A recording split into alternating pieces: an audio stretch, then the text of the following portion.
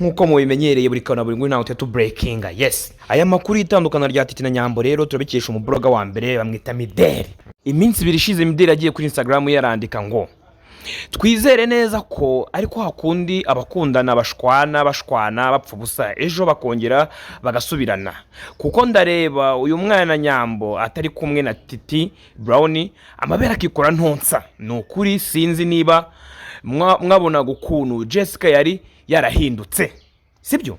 Yashyize amafoto yabo arenza aya magambo akomeye, kandi uyu Mideli mbibutse neza yuko atajya beshyeye. Ese uri kubona iyo foto yaba ari inde? Nkuko biri kuvugwa uri kubona yaba ari Nyambo? Ni ukuvuga ngo twagerageje kuba twahishe ibindi bice kuko byari biri hanze, ubwambure bwari buri hanze, ariko se wowe ukurikije ku mboni yawe uri kubona ari Nyambo? Abantu benshi umuhungu n'umukobwa babinshuti bagashaka kubiryamaniramo bro. Donc ni best friend wawe uri umuhungu ugashaka guha. Ugashaka kaguha. Kandi akenshi abantu bajya muri ibyo ngibyo ibyo bintu ntabyabo ntago bijya binaramba by the way. Nyambo ntago murabigerageza. Ngena nabigerageje cyangwa wewe akabigerageza. Abigerageje bahita umwanga cyane twatadushwara.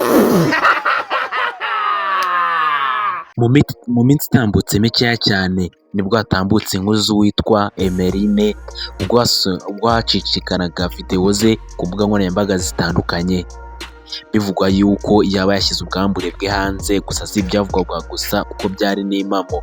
Ubu tuvugana Emeline arafunze. None se nyuma yo ko Emeline afunzwe haba hagiyeho Nyambo? Ese Nyambo ko twari tumwizeye nk'umukobwa yubaha kandi wambara akikwiza rimwe na rimwe yabishatse, ubu byaba byagenze ute kugira ngo ahitemo gushyira ubwambure bwe hanze? Nk'uko mutangiye mubyumva, mutangiye mwumvamo buri kantu na buri nguni. Mu gutegura ino video twifashishije ikinyamakuru cyabo. Ni ikinyamakuru kimwe mu bitangiye gukomera muri iki gihugu cy'u Rwanda, kuko gifite abarenga 130 by'abasubscribers. Nicyo kinyamakuru twifashishije dutegura ino nkuru, dushyiraho natwe ubushakashatsi bwacu.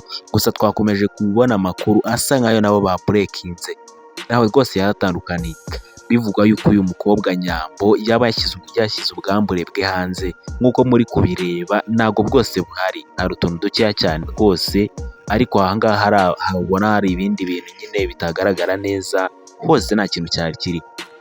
Ese wo kureba urabona uyu nguyu yaba ari Nyambo? Ese ibintu bigiye gutuma atandukana na Titi, bivuga yuko abantu baramaze gutandukana, byaba byagenze ute?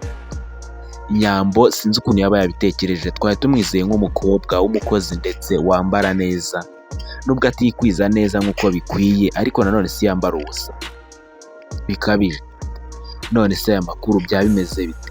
Ntabwo ari amakuru yari yaba official neza ngo abantu ba making sure yuko yaba ari Nyambo, ariko se wokurikije ukubona ino foto nuko umuzi Nyambo, urabona uyu nguyu yaba ari Nyambo?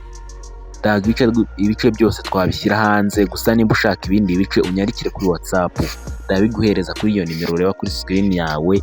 Nta kibazo, unyandikire ndayikohereza ifoto yose. Yashyize ubwambure bwe hanze rwose nk'umukobwa twari twizeye.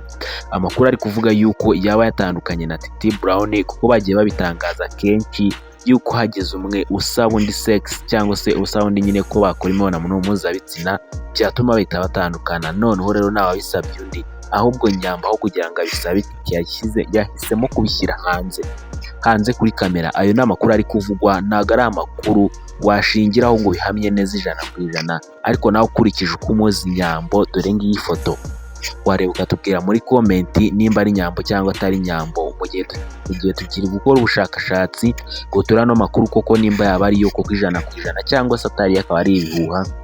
Reka ngusabe gukora subscribe kugira ngo udacikwa na video ikurikira izabivuga kuri Nyambo, mu gihe tuzatwabanze kumakinga sure yuko ari Nyambo cyangwa atari we. Kora subscribe tuzakomeze kubana no mu zindi video. Njyewe mwabanaga Tarix, nangi na Arix Media TV Show.